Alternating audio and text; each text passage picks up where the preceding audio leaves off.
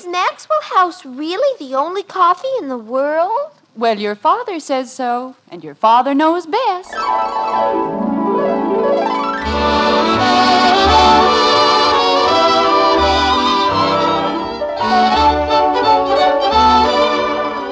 Yes, it's Father Knows Best, transcribed in Hollywood, starring Robert Young as father. A half-hour visit with your neighbors, the Andersons, brought to you by America's favorite coffee, Maxwell House. The coffee that's always good to the last drop.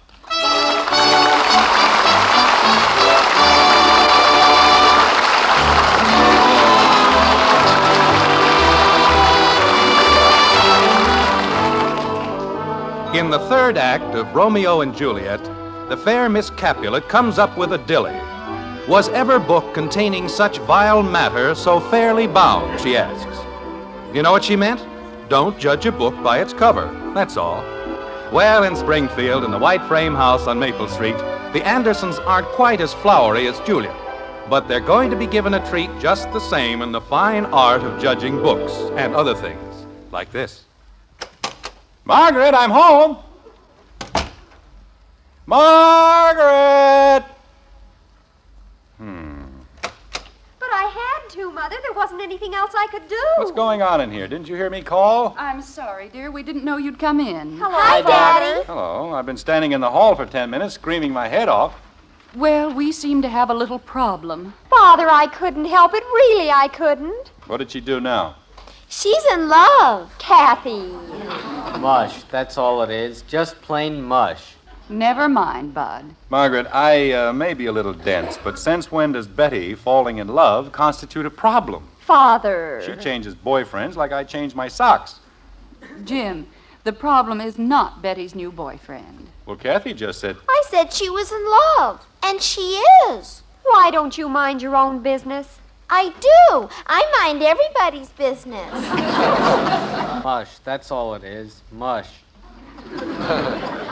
But if that's the most you can add to the general conversation... Well, holy cow, Dad, I'm hungry. Well, we'll have dinner in a very few minutes, but not until your father knows what Betty has done. Done? You make it sound like I've robbed a bank. Has she? Father. And stop saying father. Jumping creepers. That's better. Jim. Honey, give me the horrible details of Betty's latest crime, and let's eat. She invited the Van Nortons to Sunday dinner. Fine. Now, if it's...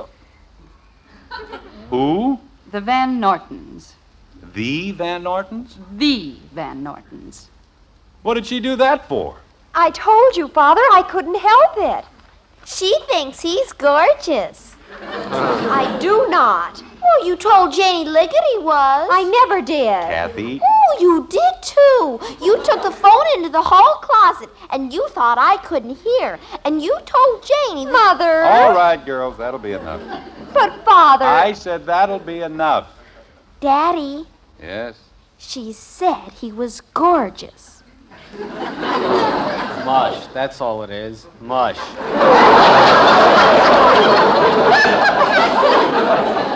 Look, as long as we're getting into this thing, let's start from the beginning. Who is gorgeous? Roger Van Norton. Only I never said he was. She did too. Kathy, you stay out of this. Yes, Daddy. When I want you to tell me something, I'll ask you. Yes, Daddy. All right. But she did. Margaret. There's nothing very complicated about it, Jim. Roger Van Norton and Betty have been seeing quite a bit of one another at school. He has a convertible. Well, if it isn't complicated, what's the problem? It gets complicated later. Thank you very much. You're welcome. Betty invited Roger to dinner. Well, only because he said he thought it'd be nice. I see. He's the subtle kind. He's a drip. Mother, if you don't make them stop... Bud, when you have as much money as the Van Nortons, you can't be a drip. He's a rich drip. He is one of the nicest boys in the whole school. And he's coming to dinner. With his family. And his convertible. That's the part I don't understand. The convertible? The family. I don't understand any of it. It wasn't my idea, Father, about the family. He said he thought it'd be nice What would? if we met. I thought you knew him. She means the families, dear. Oh, not the convertibles. We don't have a convertible. That was a joke, Dopey. What was? What Dad said. It was? It was his kind of a joke. Oh. Well, now that that's all straightened out, may I ask just one more question? What's the problem? Father, we just told you. Look, let's make believe I just got back from a long trip into the heart of the African jungle. Jim. We haven't seen one another in almost 8 years. And I say, what's the problem? Now, what do you say? Hello, Daddy. Kathy. Well, he said we hadn't seen him in 8 years. Jim, it's really very simple. The whole problem is the rose chair in the living room. I think I'll go back to the jungle. Father, you've never seen the Van Nortons' house. It has a swimming pool and a tennis court. I still don't and see... 6 bedrooms. What's that got to do with the rose chair in the living room? It's being repaired, isn't it? They brought it back today. All right. If they didn't do a good job, make them do it over. Well, they did a wonderful job, dear. It looks just like new. And it makes everything else look awful. Wait a minute. You mean because we have one chair recovered, we've got to have the whole house done over? Oh, no, dear. Well, Just the living room. now just a minute. If Betty wants to invite the Van Nortons over for dinner, that's all right. Bud, I'm as broad-minded as anybody. Just because the Van Nortons are the richest people in Springfield, that doesn't mean they aren't as good as anyone else. They might very easily be. The doorbell rang. But when you tell me I've got to have the whole living room done over, well, that's carrying things a little too far. Jim. The doorbell rang. As far as I'm concerned, the living room looks fine. And if anybody thinks I'm going to change it, they've got another thing coming. The doorbell rang. but it just needs a little paint. Bud, didn't you hear the doorbell? Sure. Well, what are you waiting for? Betty shook her head. Margaret, I don't know what's gotten into these children. I swear I don't. They don't even make sense. I didn't do anything. Bud, see who's at the door. Why blame it on me? I didn't shake my head. It was Betty. Jim, I think there's something you ought to know. I think there are a lot of things I ought to know. Father, promise you won't make a scene. About what? The decorator. What decorator? The one who rang the bell. You sent for a decorator? Mom, it's Mr. Worthington. Oh, dear. Tell him we'll be right in. Tell him to go away. Jim, please. Honey, I told you in the very beginning. Betty, why don't you and Kathy go into the living room and entertain Mr. Worthington? But I want to tell Father. I'll tell your father everything he needs to know. Now, go ahead. Come on, Kathy. Why don't we have everything painted black so it won't show the dirt? Stop touching everything. Now, Margaret, in the first in place... the first place, Jim Anderson, you've got to realize that we have a definite obligation to our children. I never said that we didn't, but... And when the recognized social leaders of our town show an interest in our daughter, the very least we can do is make the best possible impression. Well, sure, but... For her sake. Margaret, if we've got to get new furniture and repaint the whole house every time we want to make a good impression... No one said anything about new furniture. You said... And no one mentioned repainting the whole house. Then why did you call Worthington? He's the most expensive decorator in Springfield. He won't look at a job that's under $500. Well? You mean we're going to spend $500 on the living room? It shouldn't be much more than that. More? On one room? Jim, you have no idea how expensive good painters have become. Who's he going to hire, Michelangelo? Of course, if you don't want your daughter to meet the right sort of people... That isn't the point. I'm as good a father as anybody in Springfield. But $500 for one room? Why don't we do it ourselves? Jim, that's ridiculous, and you know it. Why is it? We can get a few cans of paint and a couple of brushes and have it finished in no time at all. What's ridiculous about that? But every time you've offered to paint anything in the past... This is different. We can all pitch in and help. $500. There isn't that much paint in the whole state. Oh, dear. Now I don't know what to do. Honey, please, as a favor to me, let's do it my way. Just this once. You won't get tired right in the middle of a wall. Of course not. You'll use just the colors I choose? I'll paint the room lavender and puce, if that's what you want. I still think we ought to let Mr. Worthington... Margaret, look, I won't even go into the office tomorrow. I'll buy the paint and some new brushes, and I'll spend the whole day doing just what you want me to do. Well, all right, Jim. But remember, if you do one little thing... Margaret, so help me, when I'm finished, you'll be the happiest woman in Springfield. I hope so. Now, you'd better tell Mr. Worthington we've changed our minds. We've changed our minds. I never wanted him in the first place. Jim, if you're going to be difficult about it... Okay, if that's the way you feel. Mommy, Mr. Worthington says he has to talk to you about colors. Your father's going right in, aren't you, dear? Yes, yes. Into the Valley of Death, March the 600. Who? Never mind, dear. Your father's being funny. Again? I never saw it to fail. Anytime there's an unpleasant job, I have to do it. I never wanted the guy in the very beginning. Mother, did it work? Did he say he would? Your father starts painting in the morning. Oh, Mother, you're a genius. Oh, it wasn't anything, really. But how did you do it? Last time he swore he'd never paint another thing as long as he lived. Well, it's very simple, dear. You just use the same thing that wives have been using on husbands for thousands and thousands of years. Child psychology.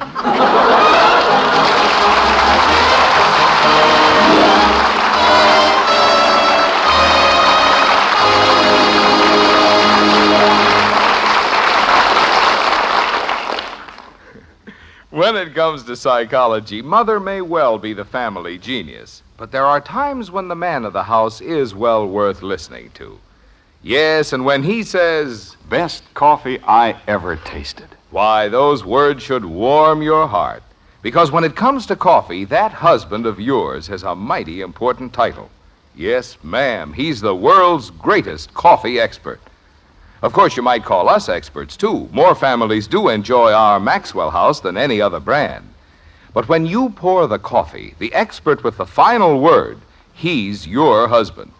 And tomorrow, if you'll serve him Maxwell House, we're sure he'll beam and say, Best coffee I ever tasted. In fact, if he doesn't, we'll give you your money back. We're that sure. You see, no other coffee has that wonderful good to the last drop flavor. Because no other coffee has our famous Maxwell House recipe, a recipe demanding certain special coffees blended just so. That's right, no coffee tastes like Maxwell House, because no coffee's made like Maxwell House. So tomorrow, get a pound of our coffee. Fill your husband's cup with Maxwell House. If he doesn't say, best coffee ever, why, just send us the can and unused portion, and we'll gladly refund every penny you paid. Our address is right on every familiar blue tin. That's our story. Tomorrow, then, won't you serve your expert coffee with the world's most famous flavor? Serve your husband Maxwell House coffee. Always good to the last drop.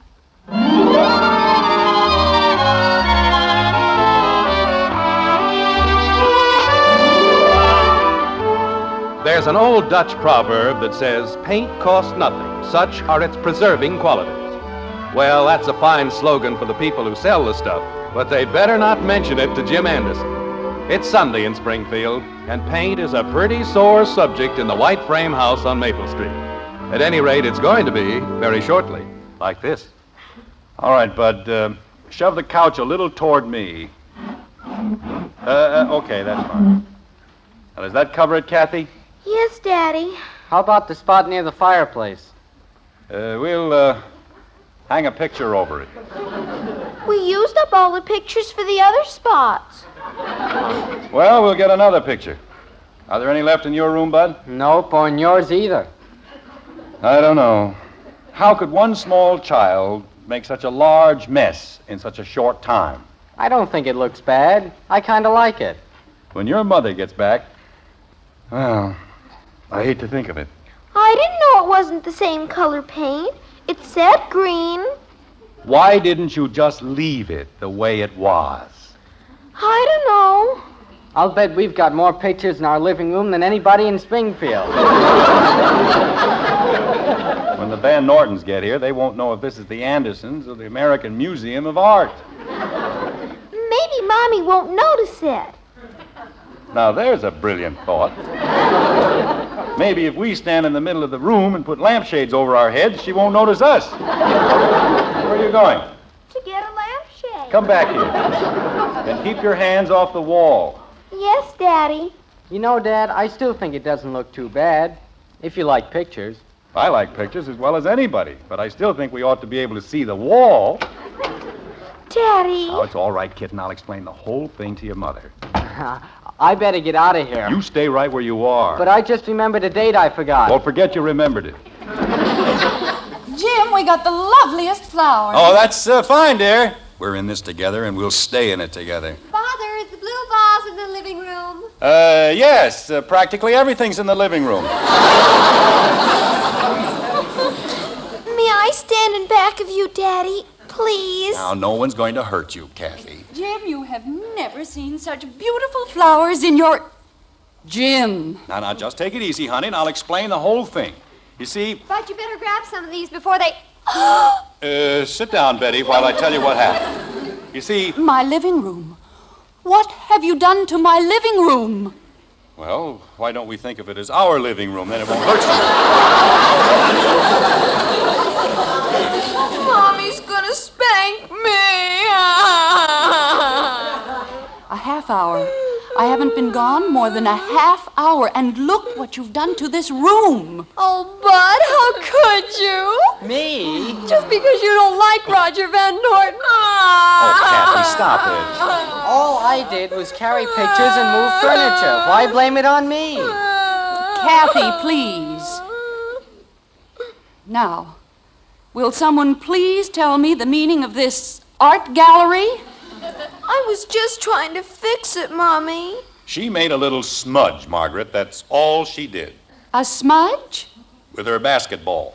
So she got a can of paint to touch it up. And that made another smudge. You mean in back of each of those pictures is a smudge? Well, not exactly. Some of them are drips.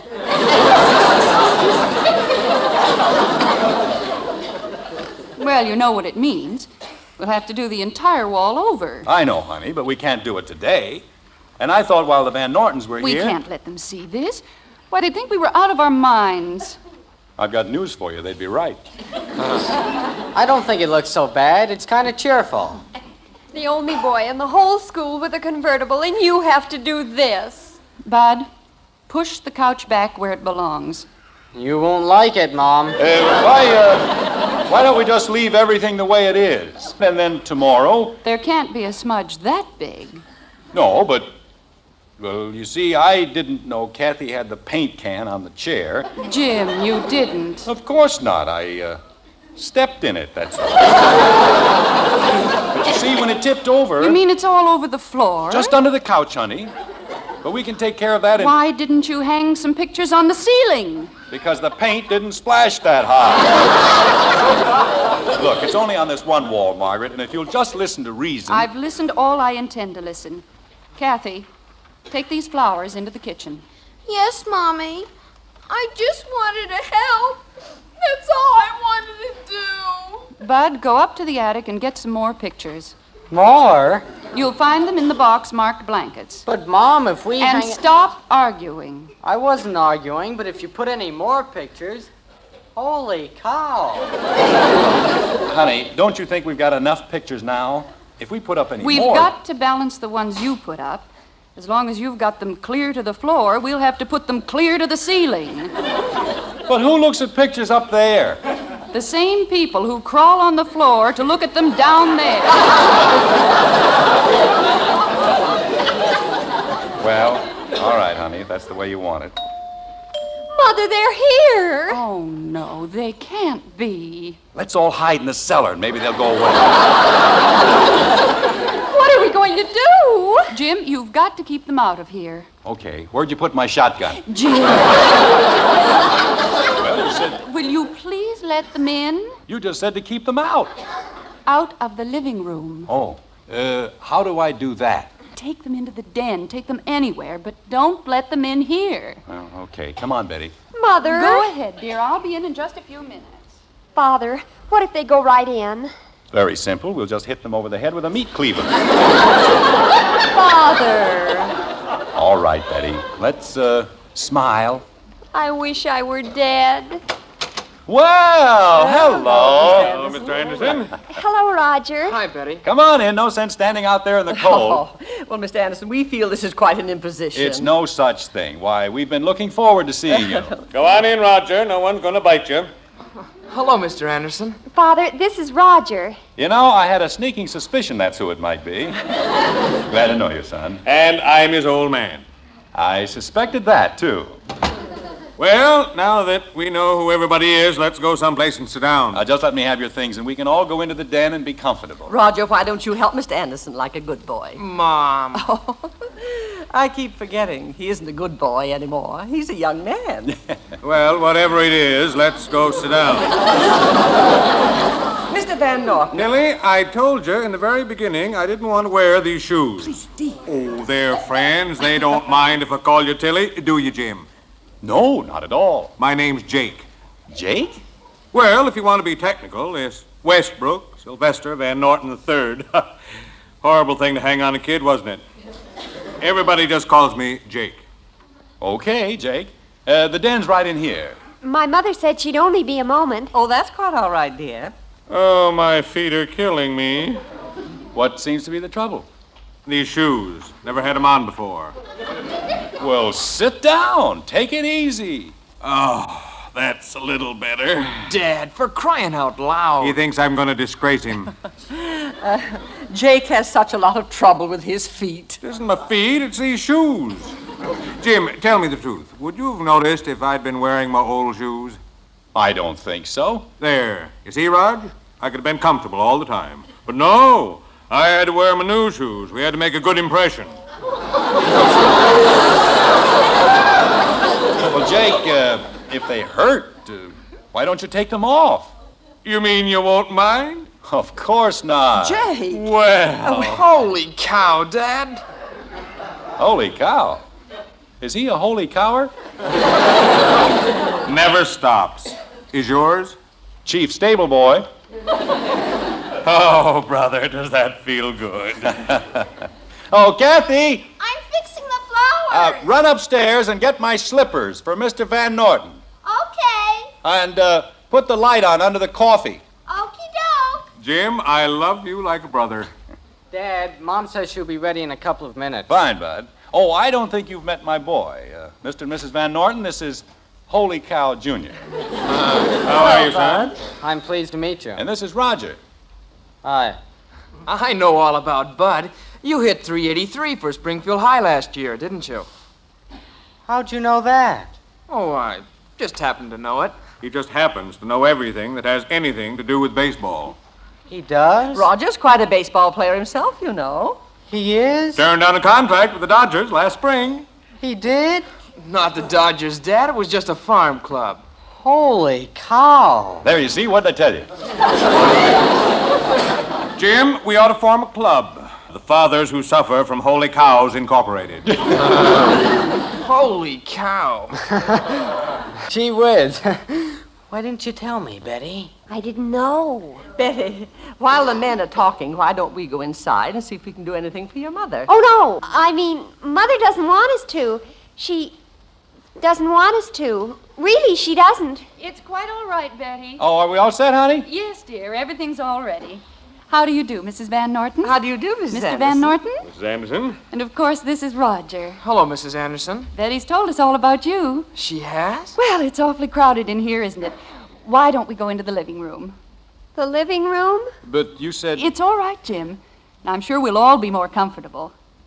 Well, it's all right with me. You have a lovely Come on, home, kids. Mrs. Anderson. What we've seen of it. Oh, well, thank you, Mrs. Van Norton. It's nothing pretentious, of course, but we like it. I like anything as long as I don't have to put those shoes back on. I hope you don't mind the smell of fresh paint, Mrs. Van Norton. You see, we've been doing a little redecorating. The living room isn't quite finished, but I'm sure you'll understand. Well, of course, dear. We've just been going through the same thing ourselves. Nice-looking room, isn't it, Dilly? Gosh. Oh, Mother. Look, Jake, as long as we're going to be friends, I might as well tell you... Mrs. Anderson, I'm going to ask you a very personal question, and I hope you won't be offended. Why, not at all. Have you ever heard of a decorator named Worthington?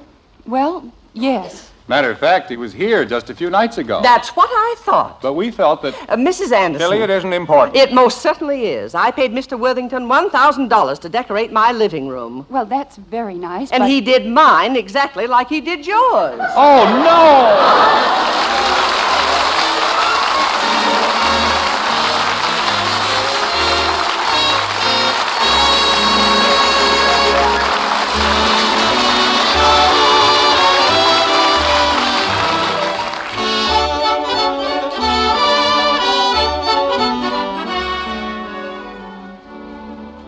This weekend, chances are you'll buy coffee for your family, and you'll look for one thing, flavor, the most in flavor for your money. So take home the one coffee famous for flavor above all others. Take home a pound of Maxwell House coffee. Then put it up to the world's greatest coffee expert. Yes, pour a cup of Maxwell House for your husband. He's the #1 expert on coffee. When he smiles and says, "Best coffee ever," you'll know Maxwell House has the flavor. And you can count for yourself all the truly good cups of coffee you get from every pound. At your grocer's, look for coffee that gives you your money's worth and more. Look for the friendly blue tin with the big white cup and drop. That's your sign of good coffee. Maxwell House coffee. Always good to the last drop.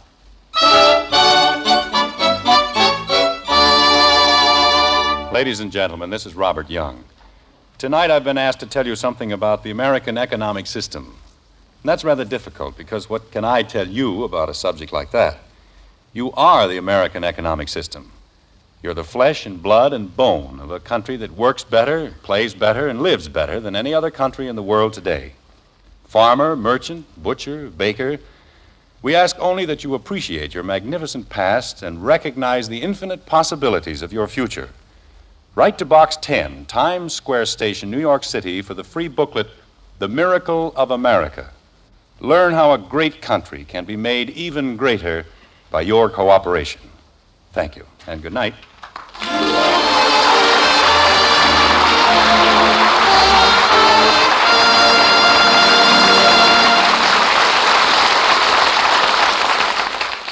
At breakfast time, you don't have to say, "You children eat your cereal right this instant." just say, Hopalong Cassidy is crazy about hot wheatmeal. just a little psychology. Yes, to get your children to eat a hot cereal, just tell them Post Wheatmeal is Hopalong Cassidy's favorite hot cereal. And they'll eat it, too. Post Wheatmeal is chock full of solid whole wheat nourishment, has a wonderful nut-like flavor, and it cooks in just 3.5 minutes. You'll see, you'll all agree, it's the best hot cereal you ever ate.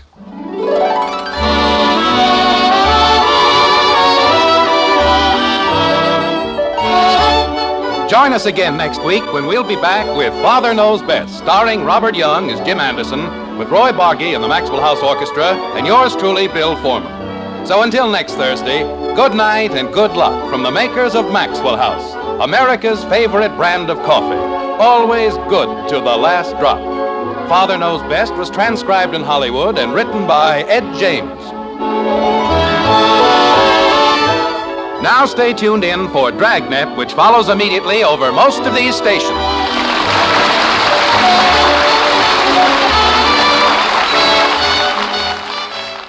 Yes, exciting and authentic Dragnet is next on NBC.